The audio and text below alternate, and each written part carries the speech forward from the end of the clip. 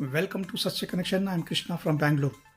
ಐಷಾರಾಮಿ ಬದುಕಿನ ತೆವಲಿಗೆ ಬಿದ್ದ ಖಾಸಗಿ ಚಾನಲ್ನ CEO ರಾಜಾನ್ಕುಂಟೆ ವೆಂಕಟೇಶ್ ಹಾಗೂ ನಿರೂಪಕಿ ದಿವ್ಯಾ ವಸಂತ್ ಹಾಗೂ ಆಕೆ ಸಹೋದರ ಸಂದೇಶ್ನನ್ನು ಇಂದಿರಾನಗರ ಸ್ಪಾ ವ್ಯವಸ್ಥಾಪಕನಿಗೆ ಬೆದರಿಸಿ 15 ಲಕ್ಷ ರು ಹಣ ಸುಲಿಗೆಗೆ ಯತ್ನಿಸಿದ ಪ್ರಕರಣದಲ್ಲಿ ವೆಂಕಟೇಶ್ ಹಾಗೂ ಸಂದೇಶ್ನನ್ನು ಪೊಲೀಸರು ಬಂಧಿಸಿದ್ದಾರೆ.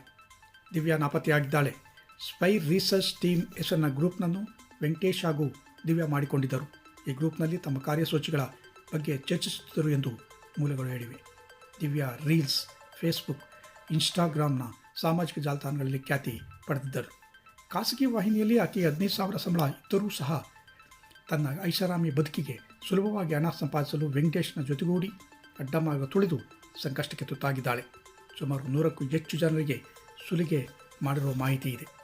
ಮಸಾಜ್ ಪಾರ್ಲರ್, ವೈದ್ಯರು ಸೇರಿ ಹಣವಂತರಿಗೆ ಹನಿ ಟ್ರಾಪ್ ರೀತಿ ಸ್ನೇಹದ ವಲೆಗೆ ಬೀಳಿಸಿಕೊಂಡು ಸುಲಿಗೆ ಮಾಡಿ 1 ಲಕ್ಷದವರೆಗೂ ಆನ್ಲೈನ್ ಮೂಲಕ ತಮ್ಮ ಖಾತೆಗಳಿಗೆ ವೆಂಕಟೇಶ್ ಹಾಗೂ ದಿವ್ಯಾ ವರ್ಗಾಯಿಸಿಕೊಂಡಿರುವ ತನಿಖೆಯಲ್ಲಿ ಪತ್ತೆಯಾಗಿದೆ. ದಿವ್ಯಾ ಮನೆ ಮೇಲೆ ಪೊಲೀಸರು ದಾಳಿ ಮಾಡಿ ಕೆಲ ದಾಖಲೆಗಳನ್ನು ಜಪ್ತಿ ಮಾಡಿದ್ದಾರೆ. ಬಂಧನ ಭೀತಿಯಲ್ಲಿದ್ದ ದಿವ್ಯಾ ತನ್ನ ಕಾರಿನಲ್ಲಿ ಪರಾರಿಯಾಗಿದ್ದಾಳೆ.